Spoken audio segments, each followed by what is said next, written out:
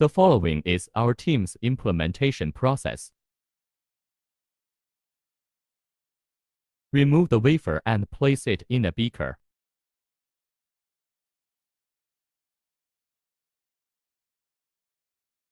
Then pour in 100 ml of sulfuric acid.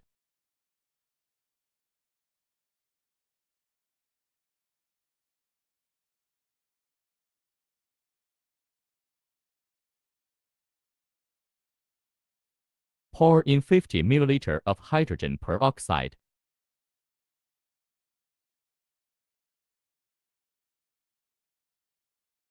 Keep the damper closed while pouring hydrogen peroxide, as the reaction will generate a lot of heat and sulfur dioxide. Rinse the beaker with dewater. Pour the discarded piranha solution into a temporary storage beaker. Then use dewater to rinse the cleaned wafer for about 5 minutes. After rinsing, only about half of the water remains. It is then transferred to an ultrasonic cleaner, where it vibrates for about 15 minutes. Rinse with dewater for 10 minutes. After rinsing, take out the wafer and blow dry it with an air gun to remove moisture from the surface.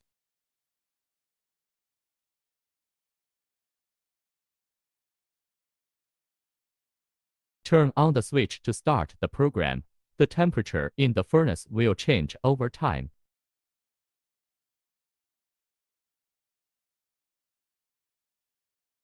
Press both buttons on the right to start the program. Spin coat photoresist in the center. Soft bake at 90 degrees for 90 seconds. After cooling, spin coat the other side with photoresist, and do the same as before. Align the wafer with the mask and then perform vacuum adsorption.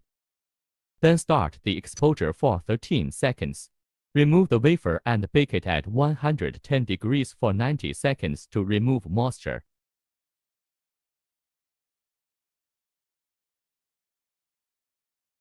After cooling, put it in the developer for 60 seconds and shake it to make it fully contact.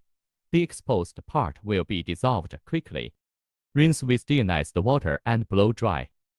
Check that the pattern and design are basically consistent.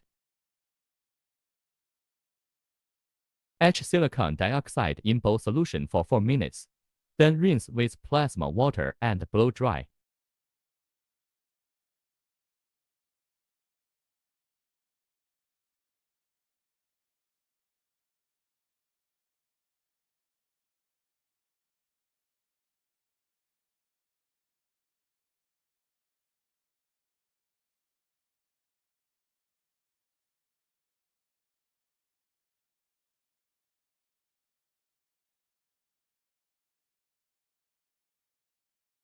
Remove PR with acetone and IPA and blow dry.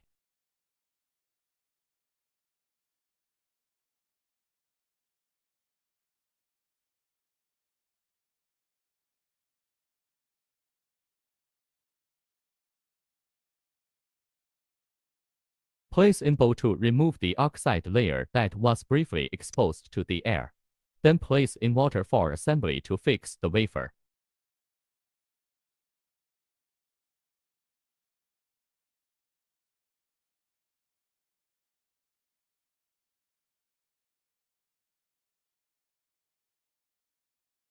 Then etch in TEMA solution at empty degree for 1 minute and 40 seconds. After TEMA etching, remove the wafer and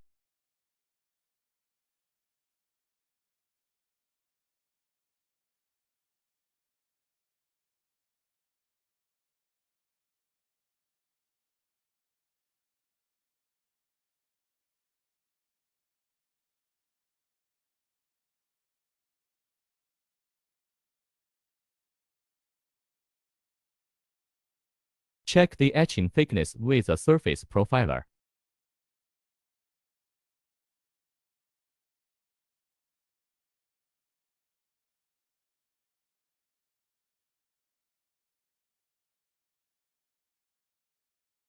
We perform the second oxidation. The operation is the same as before. Depending on the deposition rate and desired thickness, we deposit at 50 power for 1 hour.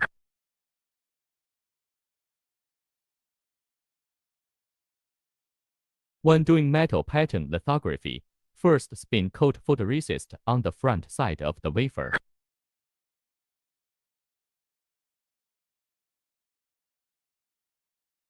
Soft bake at 90 degrees for 90 seconds.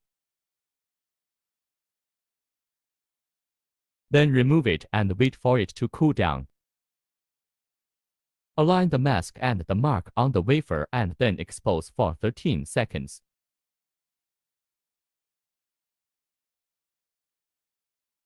Remove the wafer and bake it at 110 degrees for 90 seconds to remove moisture.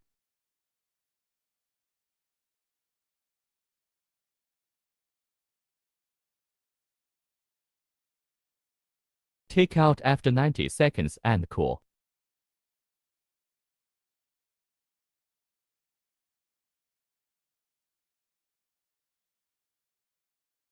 After cooling, put it in the developer for 60 seconds and shake it to make it fully contact.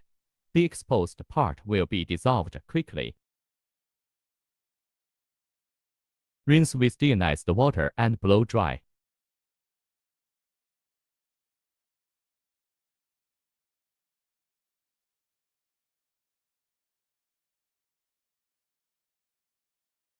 Place 1/4 of the way into the chrome etchant and shake it constantly to make sure it is in full contact with the exposed area.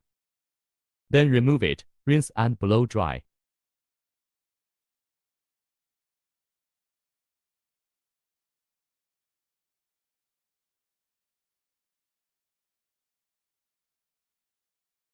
After metal etching, PR is removed to prepare for resistance measurement.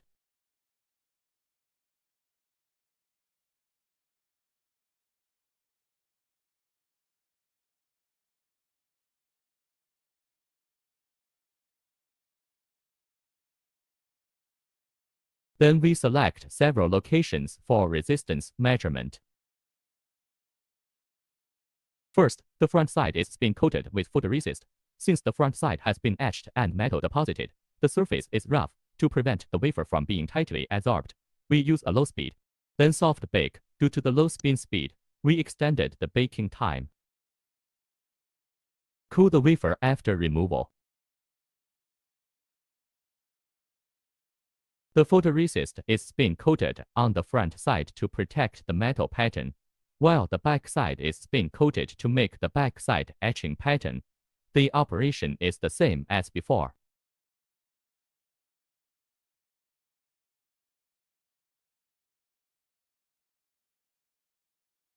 Alignment marks using infrared light. Since the photoresist is thick, we expose it for 30 seconds.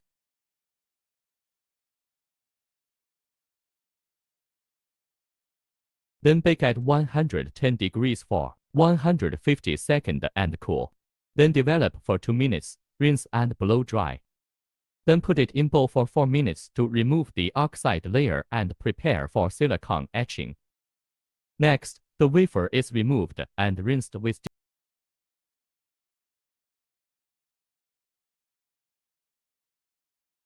Then PR was removed with acetone and IPA and dried with deionized water and an air gun.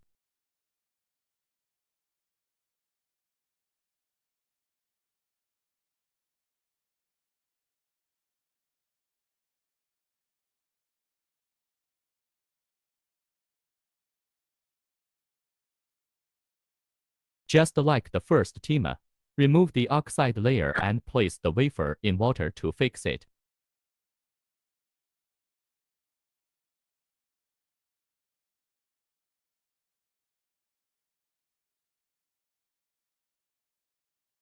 Place in 80-degree TEMA solution for 17 hours and 30 minutes, converting once in the middle.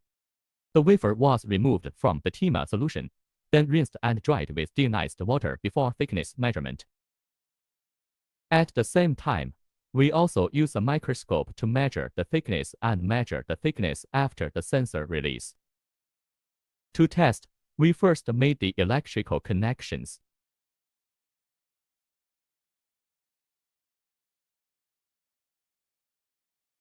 contact resistance measurement to determine if requirements are met. We designed the housing to hold the wafer in place and to properly apply air pressure to the film. The pressure system includes a syringe pump, a commercial pressure sensor, tubing, and connectors. The housing interface is connected to the syringe pump, while an external commercial pressure sensor is attached to the tubing to monitor the actual pressure. We make the following electrical connections and test with and without an amplifier. The following are the experimental results of the wired system. We created the following program and ran it. Then run the program to test.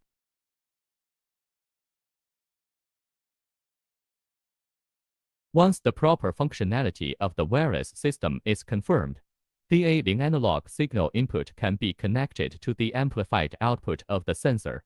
This enables real-time recording of